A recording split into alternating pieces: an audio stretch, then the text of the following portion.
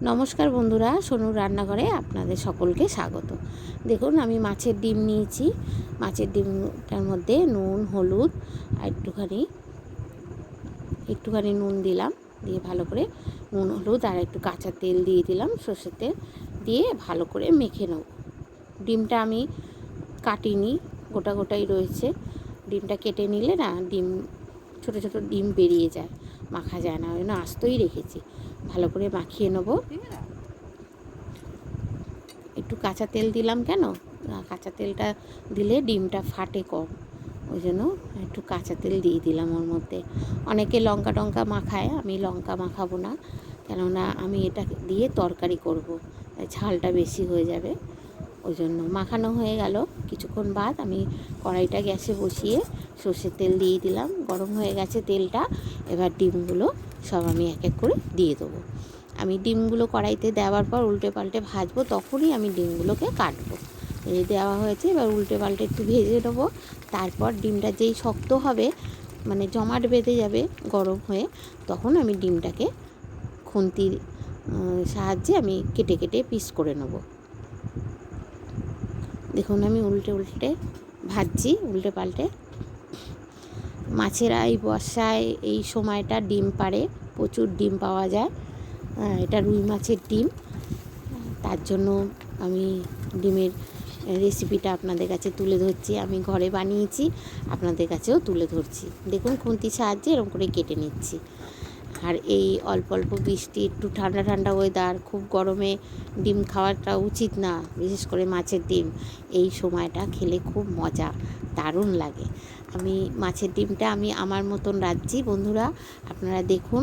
অনেকে অনেক রকমভাবে রান্না করে, কিন্তু আমি আমার মতন ঘরোয়া রেসিপি আমি রান্না করছি। আপনাদের ভালো লাগলে একটু লাইক, শেয়ার, কমেন্ট আর সাবস্ক্রাইব করে দিয়েন।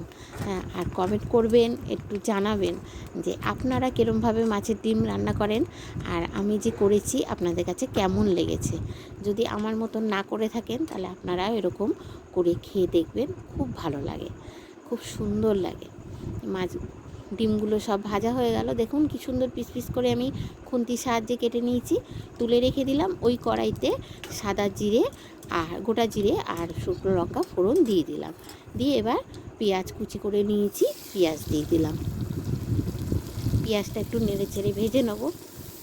বেশি খুব কড়া করে ভাজতে হবে না, সামান্য হালকা একটু নেড়ে চেড়ে নেবো। তারপর আমি ডুমো ডুমো করে আলু কেটে নিয়েছি, আলুগুলো আমি দিয়ে ভালো করে ভাজবো।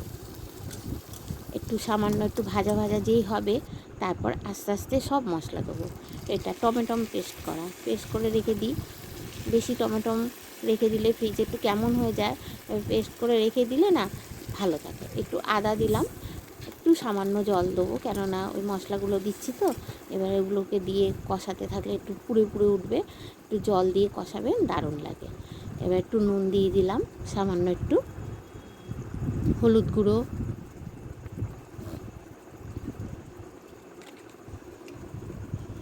একটু সামান্য জিরে গুঁড়ো দিয়ে দিলাম।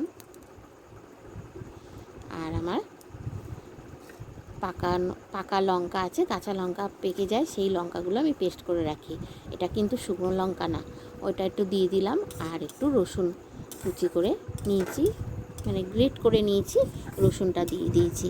আর তেজপাতাটা আমার দেখানো হয়নি, আমি তেজপাতাটা পরে দিলাম, আপনাদের দেখানো হয়নি। এবার ভালো করে কষানো হয়ে গেল। এর মধ্যে ডিমগুলো আমি ছেড়ে দিলাম। ভালো করে কষিয়ে নেব, একদম মানে এমন কষানো হবে যাতে মশলা থেকে তেলটা ছেড়ে যায়। হ্যাঁ, ওই রকমভাবে দেখবেন, খুন্তিটা করে দেখবেন, আস্তে করে সাইড দিয়ে একদম তেল ছেড়ে যাচ্ছে। লাস্টে 2-3টে কাঁচা লঙ্কা দিয়ে দিলাম। এই দেখুন তেলটা ছেড়ে যাবে যেই, তারপরে আমি গরম জলটা দিয়ে দেবো। আমার কষানো হয়ে গেছে। রান্নায় গরম জল দেবেন, আমি সব সময় বলি, স্বাদ, রং সব ভালো থাকে, খুব সুন্দর হয়, স্বাদও বেড়ে যায় আর কালারটাও খুব সুন্দর হয়। কষানো ডিমের মধ্যে আমার জল ঢালা হয়ে গেল। এবার যে একটু ফুটে উঠবে, ফুটে ওঠার পর আমি থালা দিয়ে ঢাকা দিয়ে দেবো। যে কোনো একটা পাত্র দিয়ে সেট করে ঢাকা দিয়ে দিতে হবে, কেননা আলুগুলো আর ডিমগুলোর মধ্যে বেশ ভালোভাবে সিদ্ধ হবে, তেল মশলা যাবে, ওই জন্য ঢাকা দিয়ে দেবে। ঢাকা দেওয়ার কিছুক্ষণ, বেশ অনেকক্ষণই বাদ, 5 মিনিট কি একটু, আর গ্যাসটা সবসময় কমিয়ে রাখবেন। 10 মিনিট এরকম দেখাবো, ঢাকনা খুলে দেখলাম আলুগুলো সিদ্ধ হয়ে গেছে, আমার ডিম কারিটা হয়ে গেল, মাছের ডিম কারি হয়ে গেছে। এবার ঢেলে নিলাম, এবার পরিবেশনের পালা। আচ্ছা, রাখছি বন্ধুরা, টাটা।